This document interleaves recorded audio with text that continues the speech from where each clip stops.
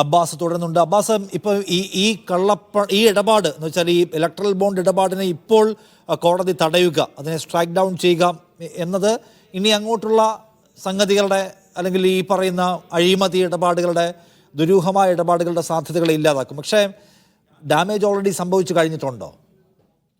Damage already സംഭവിച്ചു കഴിഞ്ഞതാണ്. നമുക്കറിയാം, ഇതിൻ്റെ നേരത്തെ നമ്മൾ കള്ളപ്പണം ഇല്ലാതാക്കുക എന്നുള്ള ലക്ഷ്യമാണ് ബേസിക്കലി ഇത് മുന്നോട്ട് വച്ചിരുന്നത്. പക്ഷേ സിസ്റ്റമാറ്റിക് ആയിട്ട് കള്ളപ്പണം എങ്ങനെ സ്വരുക്കൂട്ടാം, അക്വയർ ചെയ്യാം എന്നുള്ളതാണ് ശരിക്കും ഇലക്ട്രൽ ബോണ്ട് എന്ന് പറയുന്നത്. ബേസിക്കലി പച്ച മലയാളത്തിൽ പറഞ്ഞാൽ നല്ല കള്ളപ്പണം കിട്ടാൻ വേണ്ടിയിട്ട് ഉപയോഗിക്കുന്ന ഒരു ലീഗലൈസ്ഡ് ആയിട്ടൊരു മാർഗ്ഗം എന്നുള്ളത് മാത്രമാണ്. കാരണം അത് കിട്ടിയ ഏറ്റവും കൂടുതൽ പൊളിറ്റിക്കൽ ഡൊണേഷൻ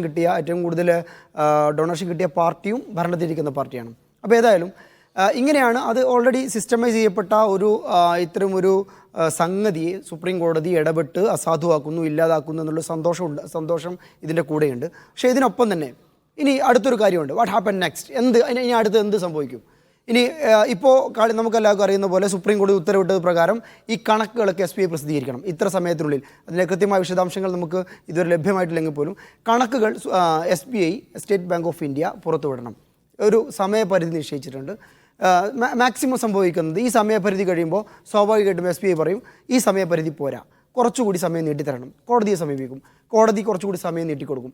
ഇങ്ങനെ ഇതിന് കുറച്ചുകൂടി ഒരു കാലതാമസം ഉണ്ടാകും. അവസാനം ആരൊക്കെയാണ് സംഭാവന ചെയ്ത ആളുകളെന്ന് പുറത്തു വന്നു എന്നിരിക്കട്ടെ, എന്ത് സംഭവിക്കും? മാക്സിമം പോയാൽ നമുക്കറിയാം, കോർപ്പറേറ്റുകളുടെ വളരെ അടുത്ത് നിൽക്കുന്ന ഭരണകൂടമാണ് ഇന്ത്യയിലേത്. അവർക്ക് അദാനിയെ പോലെ, അംബാനിയെ പോലെയുള്ള വലിയ ബിഗ് കോർപ്പറേറ്റ് ആളുകൾ, ബിഗ് കോർപ്പറേറ്റ് കമ്പനികൾ വളരെ അടുത്ത ചങ്ങാത്തം പുലർത്തുന്ന ഭരണകൂടമാണ് നിലവിലേത്. അപ്പോൾ അതൊരു വലിയ തരത്തിലുള്ള അത്ഭുതങ്ങൾ ഇന്ത്യയുടെ പൊളിറ്റിക്കൽ അറ്റ്മോസ്ഫിയറിൽ ഉണ്ടാക്കുമെന്ന് ഞാൻ കരുതുന്നില്ല. അടുത്തൊരു കാര്യം എന്ന് പറയുന്നത്, ഇനി ഇത് കഴിഞ്ഞാൽ സ്വാഭാവികമായിട്ടും രാഷ്ട്രീയ പാർട്ടികൾക്ക് പണം വേണം. രാഷ്ട്രീയ പാർട്ടികൾ പണം ഉണ്ടാക്കുന്നത് ഏതെങ്കിലും തരത്തിലുള്ള കച്ചവടം നടത്തിയിട്ടോ, ഏതെങ്കിലും തരത്തിൽ മാനുഫാക്ചറിങ് നടത്തിയിട്ടോ, കൃഷി നടത്തിയിട്ടോ ഒന്നുമല്ല രാഷ്ട്രീയ പാർട്ടികൾ ഇന്ത്യയിൽ പണം സ്വീകരിക്കുന്നത്. രാഷ്ട്രീയ പാർട്ടികൾക്ക് കാലാകാലങ്ങളായി പണം ലഭിക്കുന്നത് സംഭാവനകൾ വഴിയാണ്. അപ്പോൾ സ്വാഭാവികമായിട്ടും ഈ ഇലക്ടോറൽ ബോണ്ട് എന്ന് പറയുന്ന സംഗതി ഒഴിവാക്കുന്നതോടുകൂടെ ഇനി അടുത്തത് എന്തായിരിക്കും? ഏത് വിധേനയായിരിക്കും ഇനി രാഷ്ട്രീയ പാർട്ടികൾക്ക് സംഭാവന കൊടുക്കാൻ കഴിയുക? അത് ഏത് തരത്തിലുള്ള നിയമമാണ് ഇനി കേന്ദ്ര സർക്കാർ അക്കാര്യത്തിൽ കൊണ്ടുവരുന്നത് എന്ന് വളരെ സുപ്രധാനമായൊരു കാര്യമാണ്. അത് സർക്കാരിൻ്റെ കോർട്ടിൽ കിടക്കുന്നതാണ്. സർക്കാരിന് അനുകൂലമായ ഒരു രാഷ്ട്രീയ സാഹചര്യം ഉപരിസഭയിലും ലോക്സഭയിലൊക്കെ വളരെ അനുകൂലമായ സാഹചര്യമാണുള്ളത്. സ്വാഭാവികമായിട്ടും അവർക്ക് അനുസൃതമായ ഒരു നിയമം തന്നെയായിരിക്കും. ഇനി എങ്ങനെയാണ് അടുത്ത പൊളിറ്റിക്കൽ ഡൊണേഷൻസ് ഉണ്ടാകുക, പൊളിറ്റിക്കൽ ഡൊണേഷൻ സ്വീകരിക്കാൻ പറ്റുക എന്ന നിയമത്തിൽ കൂടി ഇപ്പോൾ നമുക്ക് ഇതിൻ്റെ ഡേറ്റ എല്ലാം ഇപ്പോൾ നാളെ രാവിലെ പുറത്തു വരുമെന്ന് വിചാരിക്കാൻ കഴിയില്ല എന്നാണ്. ഇന്നത്തെ ഇന്ത്യൻ സാഹചര്യത്തിൽ ഏറ്റവും പ്രധാനപ്പെട്ട പ്രശ്നങ്ങളിലൊന്ന് അതോറിറ്റീസുമായി ബന്ധപ്പെട്ട ജെന്യുവിൻ ഡേറ്റ അവൈലബിൾ അല്ല എന്നതാണ്. അത് പലതും വലിയ ക്രമക്കേടുകൾക്ക് വിധേയമാകുന്നുള്ള സംഗതികൾ നമ്മൾ ഈ ഒരു കഴിഞ്ഞ 10 വർഷക്കാലത്തിനിടയ്ക്ക് കണ്ടിട്ടുണ്ട്. അതുകൊണ്ട് നാളെ അദാനിയും അംബാനിയും അടക്കമുള്ള വൻകിട കോർപ്പറേറ്റുകൾ ഇലക്ട്രൽ ബോണ്ടായി BJP കൊടുത്ത പൈസയുടെ കണക്ക് മുഴുവൻ SBI ഇങ്ങോട്ട് പ്രസിദ്ധീകരിച്ച് കളയും എന്ന് വിചാരിക്കേണ്ടെന്നാണ്. തീർച്ചയായിട്ടും അങ്ങനെ ഞാൻ ഒരിക്കലും വിചാരിക്കുന്നില്ല. കാരണം അതങ്ങ് അത്ര പെട്ടെന്ന് സംഭവിച്ച് കളയുമെന്ന് നിലവിലുള്ള ഇന്ത്യയിലെ സിറ്റുവേഷൻ വെച്ചിട്ട് നമ്മൾ അങ്ങനെ കരുതുന്നതിൽ അർത്ഥമില്ല എന്നാണ് നമുക്ക് തോന്നുന്നത്. കാരണം അതിനെ വ്യവസ്ഥാപിതമായി ഗ്രോസ് ഡൊമസ്റ്റിക് എന്ന് പറയുക GDPയുടെ മെഷർമെൻറ്റിൽ പോലും മാറ്റം വരുത്താൻ തയ്യാറായൊരു ഭരണകൂടമാണ് നമ്മുടെ മുമ്പിൽ നിലവിലിരിക്കുന്നത്. അപ്പോൾ സ്വാഭാവികമായിട്ടും ഇങ്ങനെ വളരെ വേഗത്തിൽ നാളെ തന്നെ അല്ലെങ്കിൽ ഒരു രാത്രി ഉറങ്ങി എണീക്കുന്നതോടുകൂടെ ഈ കണക്കുകളൊക്കെ വന്ന് ഇന്ത്യൻ രാഷ്ട്രീയമാകെ അസ്വസ്ഥജനകമാകും എന്നൊന്നും ഞാൻ ബേസിക്കലി വിശ്വസിക്കുന്നില്ല. പക്ഷേ എങ്കിൽ പോലും സുപ്രീം കോടതിയുടെ ഈ വിധി മുന്നിലിരിക്കെ സ്വാഭാവികമായിട്ടും ഒരു കരുതൽ, ഒരു ജാഗ്രത ഭരണകൂടം കാണിക്കും.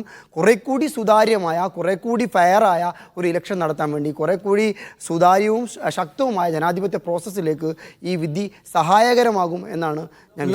അബ്ബാസ്, ഇപ്പം നേരത്തെ കാളീശ്വരം രാജുവോട് നമ്മൾ സംസാരിക്കുമ്പോൾ അദ്ദേഹം പറഞ്ഞു ഇതിൻ്റെ വിവരങ്ങൾ പ്രസിദ്ധപ്പെടുത്താൻ കോടതി പറഞ്ഞു. ഓക്കെ, പക്ഷെ നോക്കൂ, ഇതിനകത്ത് ഈ തുടർന്നങ്ങോട്ട് ഈ സംഗതി പൂർണ്ണമായും ഇല്ലാതാക്കാൻ, ഇത് അസ്ഥിരപ്പെടുത്താനുള്ള ഒരു നടപടി കോടതി എടുത്തില്ല എന്നാണ്. സത്യത്തിൽ അങ്ങനെയാണോ ഇത്? കാരണം SBIയോട് ഇനി ബോണ്ട് ഇഷ്യൂ ചെയ്യരുത് എന്ന് കോടതി പറഞ്ഞിരിക്കുകയാണ്. എന്ന് വെച്ചാൽ ബോണ്ട് പേപ്പർ ഇഷ്യൂ ചെയ്യാതെ പൈസ കൊടുക്കാൻ ഇനി കഴിയില്ല. അതുകൊണ്ട് ഈ പരിപാടി ഇനി നടക്കില്ല എന്ന് ഉറപ്പായല്ലോ. വേറൊരു സംഗതി ഉള്ളത്, ഇപ്പോൾ 2024 ഇലക്ഷൻ ഇപ്പോൾ ഏത് സമയത്തും ഇനി വേണമെങ്കിലും പ്രഖ്യാപിക്കാം, ഏത് മണിക്കൂറിലും പ്രഖ്യാപിക്കാം.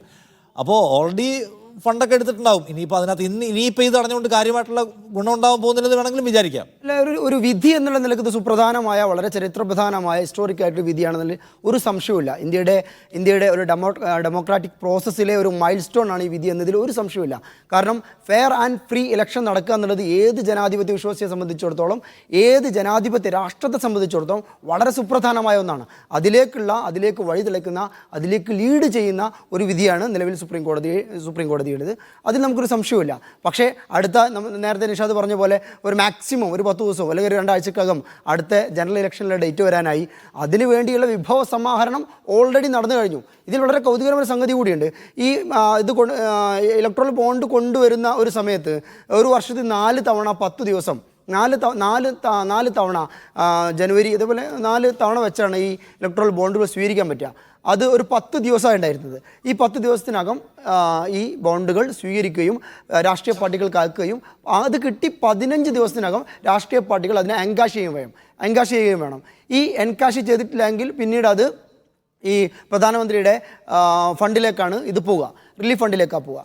അപ്പോൾ ഇങ്ങനെയാണ് ഇതിൻ്റെ നിയമം ഉണ്ടായിരുന്നത്. പക്ഷേ വളരെ കൗതുകരമായ കാര്യം, ഇതിൽ 2018 കൊണ്ടുവന്ന ഈ നിയമത്തെ പല തവണ കേന്ദ്ര സർക്കാർ ഭേദഗതി ചെയ്തു.